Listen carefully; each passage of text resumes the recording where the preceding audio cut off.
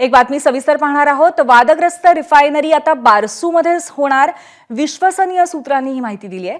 राज्य सरकार पाठपुरावा करत असल्याचीही माहिती आहे। कितीही विरोध झाला तरी रिफायनरी महाराष्ट्रात करण्यासाठी राज्य सरकारचा प्रयत्न आहे। महाराष्ट्रात आंदोलन सुरू झाल्यानंतर आरामको कंपनीने गुजरात आणि आंध्र प्रदेश या राज्यांमध्ये बोलणी सुरू केली असल्याची चर्चा आहे। मात्र या कंपनीशी आणि केंद्र सरकारसोबत बोलणी करून बारसूमध्येच हा प्रकल्प सुरू करण्याचा राज्य सरकारचा प्रयत्न असल्याचं कळतंय।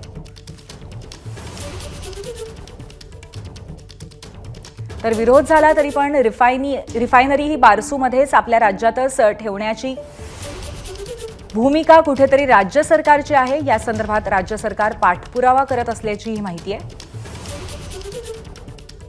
आरामको कंपनीने गुजरात आणि आंध्र प्रदेश या राज्यात बोलणी सुरू केल्याची चर्चा सुरू होती। आपले प्रतिनिधी राजू सोनावणे आपल्या सोबत आहेत, आपण त्यांच्याशी अधिक संवाद साधूया। राजू, या संपूर्ण प्रकरणामध्ये विरोध पूर्वीपासूनच होत आलेला आहे बारसूमध्ये रिफायनरी होण्याच्या संदर्भात, पण तरी सुद्धा कुठेतरी राज्य सरकारची भूमिका इथेच रिफायनरी प्रकल्प सुरू करण्याबाबत आहे असं कळतंय। अधिक काय माहिती आहे?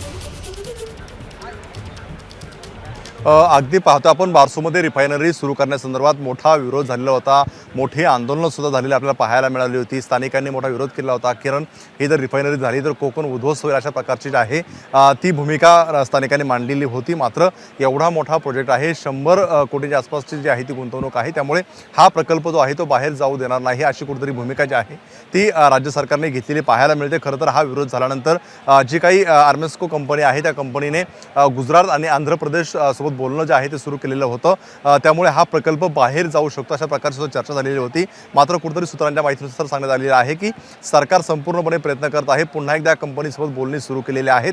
केंद्र सरकार सुद्धा सोबत बोलणी सुरू केलेली आहे आणि काही झालं तरी हा प्रकल्प जो आहे तो महाराष्ट्रातच होईल, बारसूमध्येच होईल अशा प्रकारची भूमिका राज्य सरकारने घेतलेली आहे। त्यामुळे आता ज्यांनी विरोध केलेला होता त्यांची नेमकी काय भूमिका आहे, विशेषतः आपण पाहतोय का शिवसेना ठाकरे गटाने सुद्धा याला विरोध केला होता। लोकांच्या भूमिकेला आमची संमती आहे, त्यामुळे त्यांची सुद्धा काय भूमिका आहे हे पाहणं आता महत्त्वाचं राहणार आहे। कारण एवढी मोठी गुंतवणूक आहे आणि ती राज्यातून जाऊ देणार नाही आम्ही अशा प्रकारची भूमिका आहे ती राज्य सरकारने घेतलेली आहे। त्यामुळे आता आंदोलक असतील किंवा राजकीय जे काही पक्ष आहे ज्यांनी विरोध केला होता त्यांचं नेमकं काय म्हणणं आहे हे सुद्धा पाहणं महत्त्वाचं राहील। खरं तर हा विधान भवनामध्ये सुद्धा अधिवेशनादरम्यान हा प्रश्न येऊ शकतो, त्यामुळे याच्यावरती सरकारच्या वतीने नेमकी काय भूमिका घेतलेली आहे हे सुद्धा पाहणं महत्त्वाचं राहील।